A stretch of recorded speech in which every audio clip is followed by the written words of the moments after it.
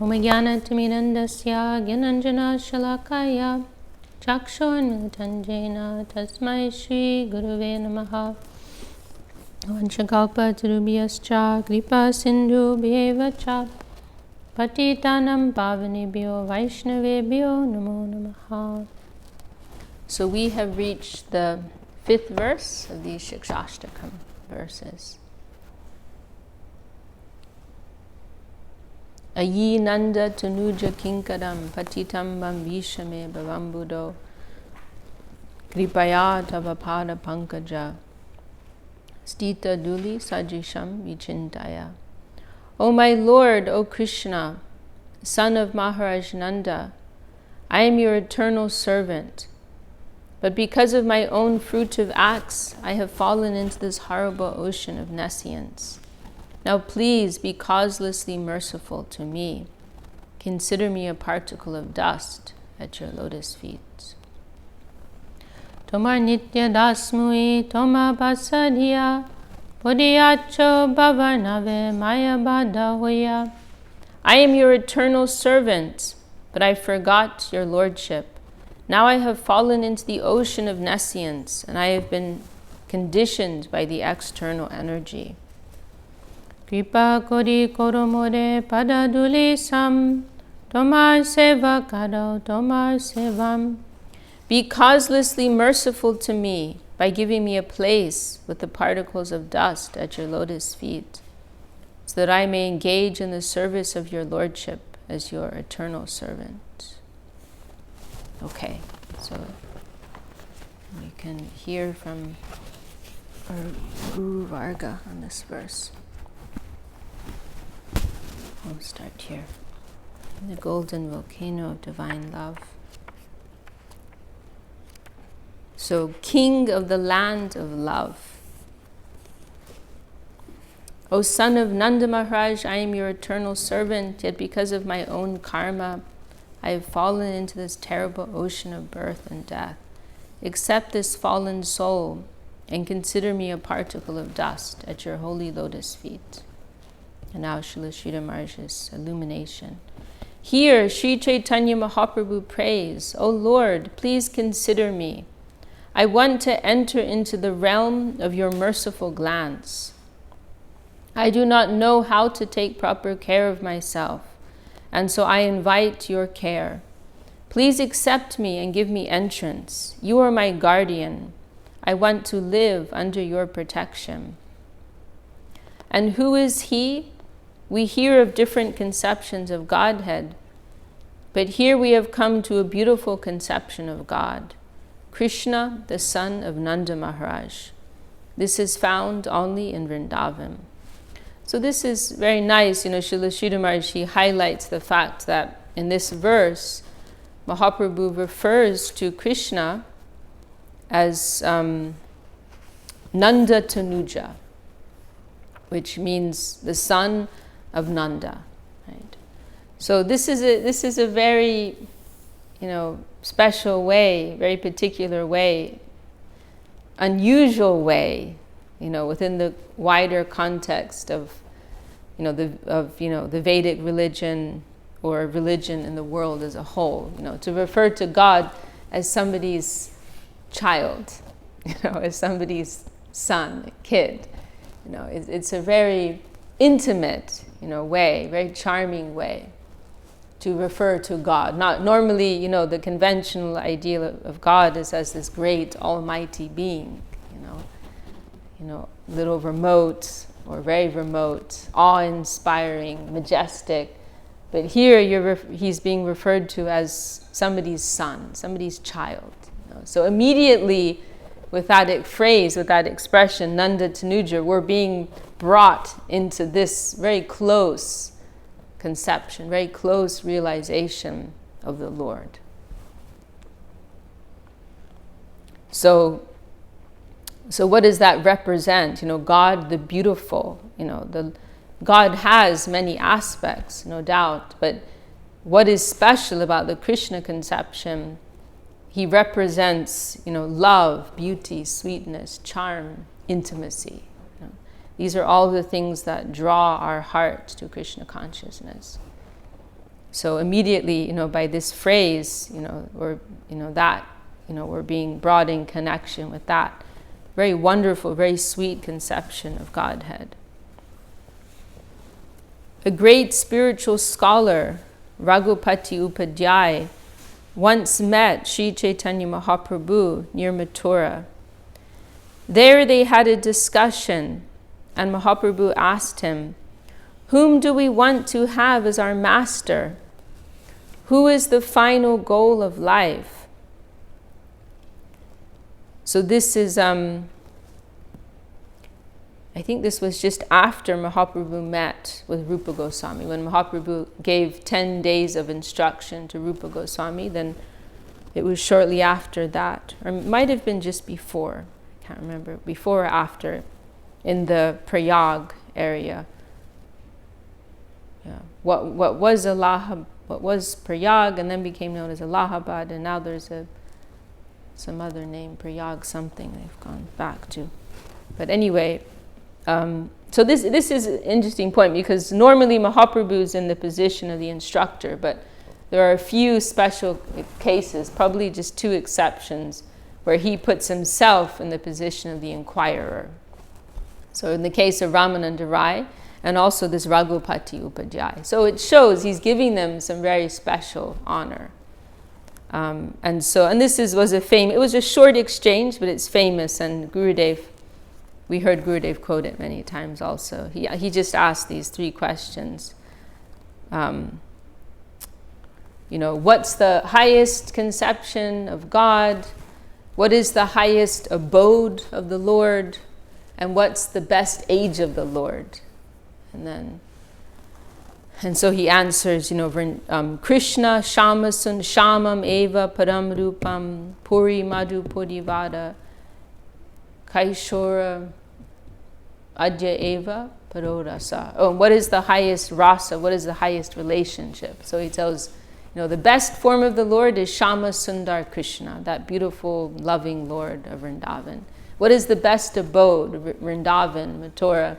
What is the best age of the Lord? Kaishor, the teenage age, the blossoming youth. This is the best age. And what's the highest relationship? The Madhura Ras, the conjugal relationship. So these were the 4 questions that Mahaprabhu asked him. So Srila Sridhar Maharaj is referencing one of his answers here. Oh, and this was another verse of his there too. So Mahaprabhu asked him, "Whom do we want to have as our master? Who is the final goal of our life?"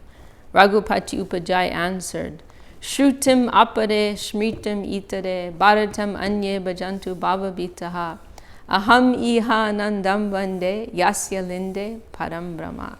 This is really nice. Those who fear rebirth in this world may follow the advice of the Vedic scriptures. Others may follow the Mahabharata. But as for me, I follow Nanda Maharaj, in whose courtyard the supreme absolute truth plays as a child. So, within the Vedic culture, there are different groups who follow different sections of the Vedas. So there's the Shruti section, there's the Smriti section, the Mahabharata is mentioned here. So he's saying, people who are afraid, have some fear in this world, they're strictly following different lines of Vedic, conceptions. But as for me, as far as I'm concerned, I'm going to worship Nanda Maharaj, is Krishna's father.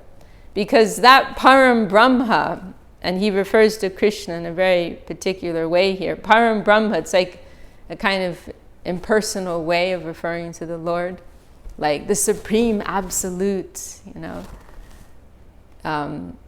because in his courtyard, in his back garden, that Param Brahma is playing.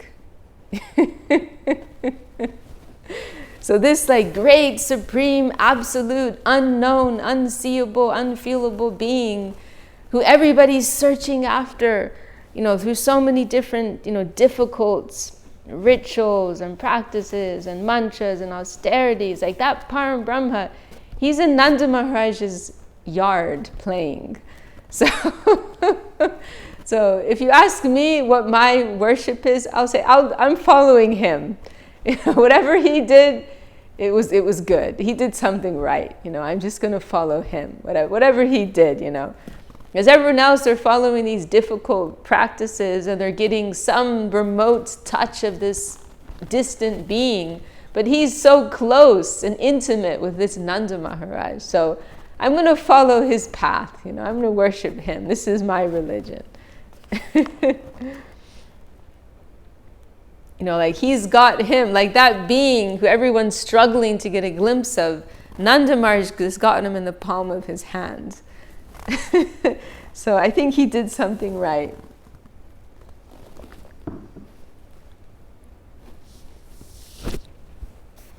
In the system of Varnashram Dharma, in the system of Varnashram Dharma, Vedic social duty, the people in general are under the guidance of the Smriti, Vedic law. In this way, they are engaged in bodily duties with the color of godliness. Those who are free from physical demands, however, who are trying to transcend this life of enjoyment and explanation, generally take their guidance from the Upanishads because higher advice is given there.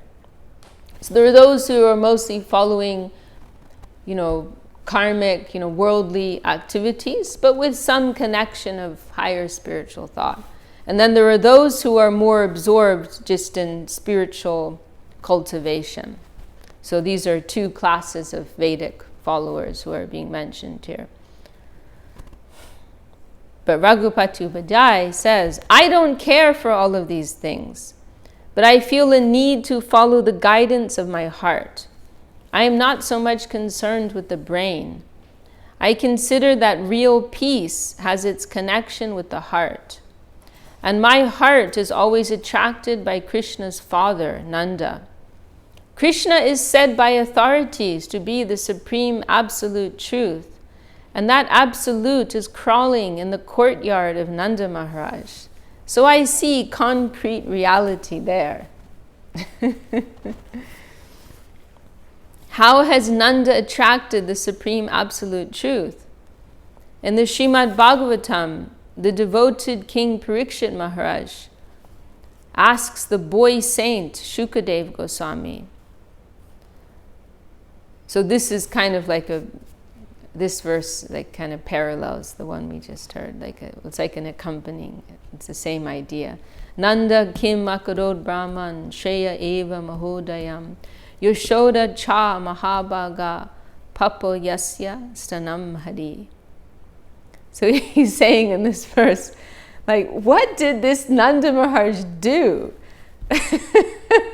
So he could have the supreme Godhead in his garden playing. What did he do to get this? And what about his mother who has him suckling her breasts? What did they do? How is this possible? Oh, knower, so this is Parikshit Maharaj's question to Shukadev. O knower of Brahman, you are always merged in the exclusive conscious world. No trace of any mundane objective reference can be found in you, for you are always engaged in the subjective world of spirit. Never is your consciousness thrown towards this objective world of ours. And you say that Krishna is the supreme absolute truth. I ask one question of you, my master. What duty did Nanda discharge? What sort of realization did Nanda have that the absolute truth is so intimate with him that he appears as Nanda's son and crawls about in his courtyard? And sometimes, you see Krishna carrying the shoes of his father Nanda on his head also. He seems to be under Nanda's clutches. What is this? This is a most wonderful thing. Is it possible?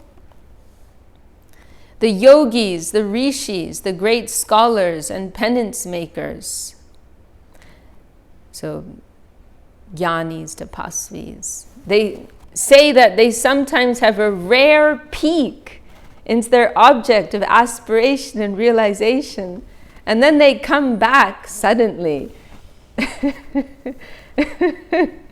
They can't keep their attention in that plane for long periods of time. How is it possible that the Supreme Substance sits on the lap of Jashoda and sucks her breast? If such things are real, if it is at all possible, then why should I not be attracted by that method by which I can have so much intimacy with the highest entity? In his prayer, Raghupati Upadhyay expresses a similar ego. He says, I don't want to be entangled in the subtle discussion and analysis of the scriptures. I just want to surrender myself to Nanda and his party. I want to enlist my name in the group where Nanda is the master guide. By the exercise of energy, karma, we can attain a good destination. Without faith in the achievements of karma, we may try for salvation by raising our consciousness, jnana. But if we inquire into the solution of life with the help of the experts of that higher spiritual realm, like Nanda and his party, we can enter into the land of love and dedication. My faith, my common sense about religion tells me that if I see that Supreme Absolute Truth, who is so rare, and find him real, concrete, and intimate, appealing directly to my heart, then why should I engage myself in wild goose chasing? I shall appeal directly to the object of my search. If someone tells me that a hawk has snatched my ear, should I chase the hawk without first touching my ear to see if it is still there? So in other words, why should I go this complicated, difficult route when it can be had very simply, very easily, very directly? If I can have the absolute truth so intimately, why should I allow myself to run hither and thither? If I find that the absolute truth has kindly come with all his charm, and that his charm is not a secret, and many personages are being attracted by him, then should I run after the phantasmagoria of the meditationists, the abstractionists, and the renunciationists? Never. Jai, Dandavat, Shanandru. See, this is what is so wonderful about Krishna consciousness, and it's also what sometimes makes it difficult for people to appreciate. Because people are like people, like they, like you have people, like I've had people ask me sometimes, like what was that one person asked me, like, like they want this like secret, difficult, abstruse, like system, but it's like Vaishnavism is so simple, it's very direct, it's very simple, but there's this need, sometimes to make things very, very complicated and difficult and rare, or secret, as Srila Maharaj is saying here. Like the whole yoga system. Like some people really like that because it's like they feel like they're doing something very tangible, All of the, this whole like step by step, Ashtanga yoga system, and difficult methods, or austerities that people go through, or difficult mantras, and or like the yagyas, the fire sacrifices, but Vaishnavism is very simple actually, and sometimes that simplicity it can give people the wrong idea. It can make them think that there's not something substantial here, like for example, And, and we, of course, like we employ, because we are in a conditioned state, it's helpful for us to have more of like a regulated way of doing things, or like procedural way of doing things. So we do employ certain things. So like, for example, we follow some of the Vedic traditions, because it helps our faith, actually. But like, for example, fire sacrifices. Like normally it's tradition when you're installing a deity, you have this elaborate, ceremonial fire sacrifice, right? We call them yagyas. It's a very impressive, procedure. There's lots of mantras and lots of offerings, and it takes a long time. It can go on for a few hours, and it's a way of, they're performed for many different reasons, but just as an example, as one of the ones that we do, like, do carry out in our practices sometimes, when you are bringing a deity, but actually it's not necessary to do that, Gurudev mentioned once, like from the Vaishnava standpoint, because from the Vaishnava standpoint, it's about direct heart exchange, so it's a recognition of the personal entity of Godhead, of divinity. So it's just like you're receiving a guest. Oh, please come in, take a seat, have some food. Like this is like the higher devotees, the higher Vaishnavas, this is how they engage with their deity, So Gurudev mentioned once, and at one of our temples in India, they were having an installation of some new deities. This was in Puri. And he mentioned, we are doing this for our own satisfaction, actually. Like, we like to see this, like we need to, like, for this helps us, like, this helps us to take it more seriously and feel like something's really happening, But actually, in Vaishnavism, it's not required. Like Bhaktisiddhanta Saraswati Thakur, he wouldn't do that. He would just, when he was bringing a new deity somewhere, the way he would inaugurate their worship, he would just take a tulasi leaf, he would place it at the feet of the deity, he would give his obeisance, and that was it. Because all the real transaction is, my Lord, please come and stay with us. Please live with us. That's it. It's very direct, very simple. It's all heart-based. That's all, That's all that's required. So sometimes, that simplicity, it can throw people off, They need something more elaborate, or it just seems too, like, odd, like, wait, God as your friends? Like, wait, first of all, God has a form, and then you're saying, like, he can be your friends, or he has parents, it just seems too simple, and too easy, too direct,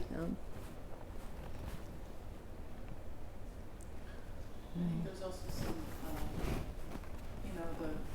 the formula, like to think that there's a formula that we can follow to get it is, but, it's something we would like to have. Yeah. Well, if I do A, B, C, D, I'll get it, but we're understanding it's not actually like that. So. Yeah, that's a very good way of putting it too. Because in material activity, that's how things work, right? You do this and this, and you can expect such and such a result. But when it comes to Krishna consciousness, it doesn't work like that, So yeah, you're right. That makes it easier for people, to think like, oh yeah, there's a formula, there's a particular practice I'll follow, and then I can expect it. And they feel like they're achieving something, But this is something much finer, Purification of the inner heart, consciousness, entering into a conscious, dynamic, loving relationship with the Lord, In some ways, it's, as you know, as from this angle we can say it's more simple, more direct, but from another point of view it's more difficult, you know, because we have to let go of like this kind of conditioning that we have. Tad dore, tad dwantike, you know, very far but also very close at the same time.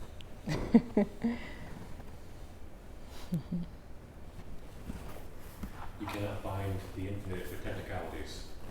Right. There's no technicality. You get God consciousness or lose God consciousness. Yeah. And that kind of thinking can be difficult to get away from. You know, like Ekadashi is a good example of that, right? Like, can we take this on Ekadashi? Can we take that? Or no, you can't take that. Or you can take this. Give me. I want the list. You know what you can take. You know Ekadashi by now, right? Yeah. And it's like, and it's like, you know, actually that's not the point. The point is like there's a spirit that we're trying to follow, right? It's not about the technicalities of which spices or, you know, which color vegetables or whatever, you know, but that has its place, of course, but the main idea is that we're observing, we're trying to enter into a particular, you know, heart culture, you know, particular spirit, a devotional spirit. So it's beyond what we're doing or not doing, you know.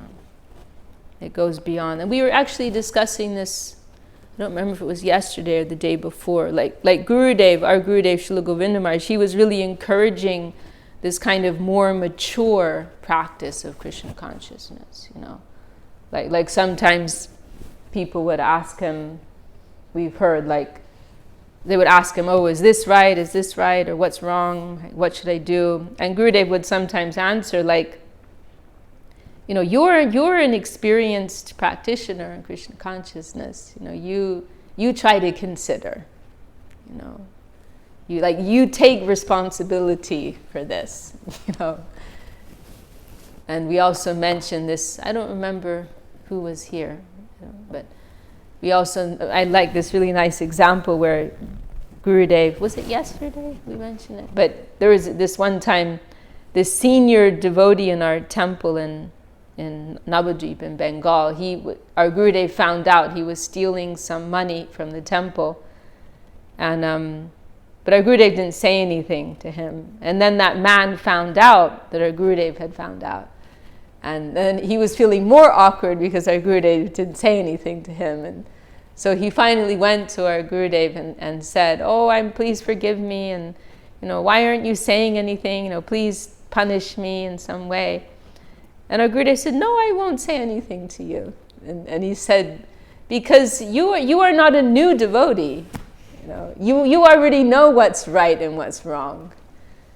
So what am I going to say to you? You know, like what was our Gurudev's mission? Was it to have like a bunch of people following the rules and doing the right thing all the time? That wasn't the point. The point was wanting us to enter into this culture out of our own desire.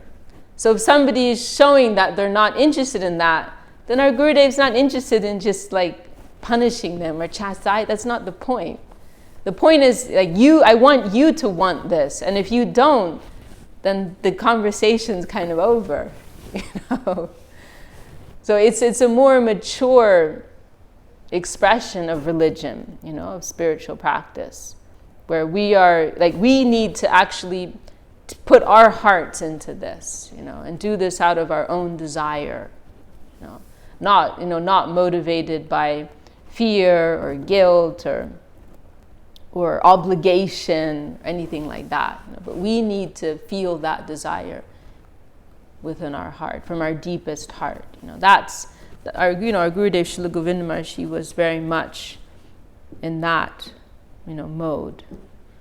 I feel like Srila Swami Maharaj Prabhupada, you know, he put more emphasis on like following rules and regulations because he was setting some type of foundation and structure, you know, and that was necessary in the first installment.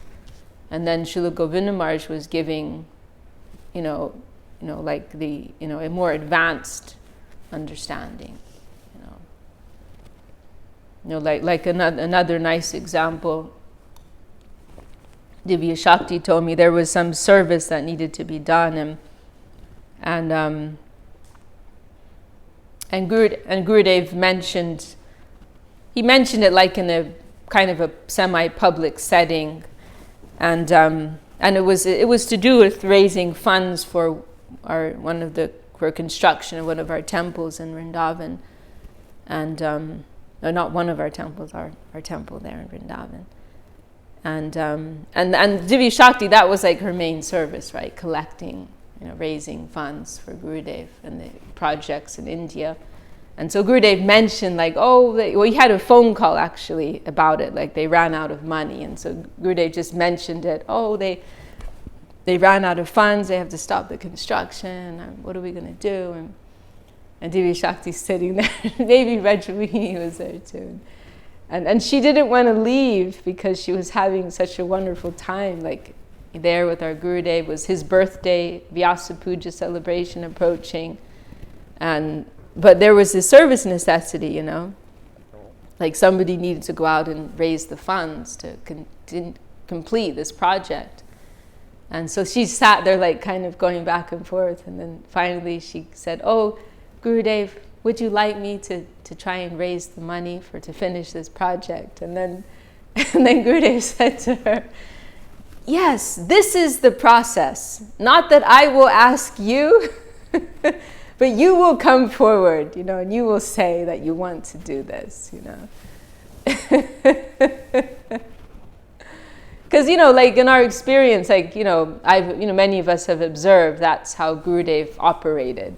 But he just came out and said it directly to her, this is how I like to do things, not like giving orders or instructing or making anyone feel obligation or pressure, but wanting to give them the inspiration by which they're naturally compelled to want to come forward and offer themselves, So that's real Krishna consciousness. That's the essence. That's the real expression of Krishna consciousness. Doesn't that go side by side with the verse in Bhagavad Gita where Krishna says, "I'll give you the intelligence by which to come to me"? Yeah, sure, yeah. Sure. Could connect it. Yeah. Okay, we can finish this chapter, just a page and a half here. It is common sense. The straight understanding is given by authorities that Krishna, the son of Nanda, is supreme.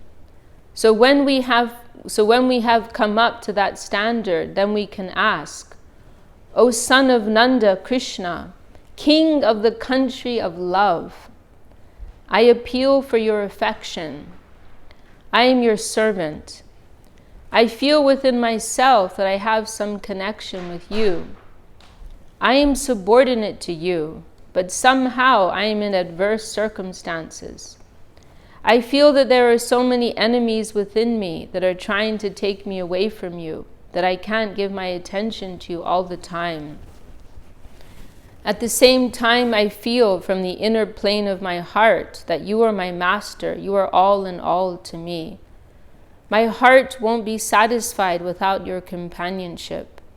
So I appeal to you. I am under unfavorable circumstances. I am suffering. And without your grace, I don't find any means of relief from my present imprisoned position. Here it is said, I feel that I am not eternally connected with you. If it were so, then this separation would have been impossible. Unlike an avatar, I am not your plenary portion. Other incarnations of the Supreme Lord are plenary expansions of Him, Shvamsa, but the Jiva is a partial representation of His potency, Vibhinamsha. In Bhagavad Gita, Krishna says that the living entities are His eternal parts and parcels. The soul comes from marginal potency. and the soul is an atomic fragmental part of the Lord's potency, like a ray of the sun. But here the devotee prays, I am not part and parcel of your own body. I am not even a ray, but my representation is nearer to that of a particle of sand, a particle of dust, not even a particle of the ray coming out of the luster of your body. In this way, Sriman Mahaprabhu is representing on our behalf that our petition must be of this type. I cannot indulge myself in thinking that I possess such fortune that I may be considered an inseparable part of you. I am a separable part, but I also want your grace. Please be kind upon me. I invoke your mercy for a special grant. Accept me in any position in your connection, even the lowest position. At least this must be sanctioned. Consider me a particle of dust at your feet. This is my prayer. So we're going through the Siksastakam verses. So we just went through the 5th verse here. Okay, well, I think maybe we'll stop there for today. Much food for thought. And we can hear Gurudev's comments tomorrow, and a few other points too we can discuss a little further.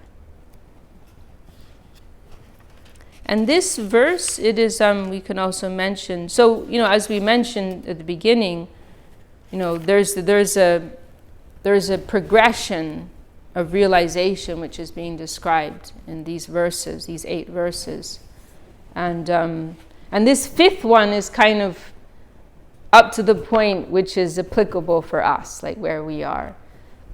And then the next 5, 6, 7, next 3 verses. I'm very bad at math. The next 3 verses, they are describing like a higher level of realization, which, representing where, not representing where we are, but the mood of higher, practitioners and devotees. This mood of separation, divine, loving separation is described. And then the 8th verse, the acme of self-surrender, is described in that mood. Okay. Well, any final comments from anyone? So nice to go through these verses in such nice company. Do you feel up to singing Krishnananda? Yes. Yeah? I won't. So we're on page 60, for those who are following.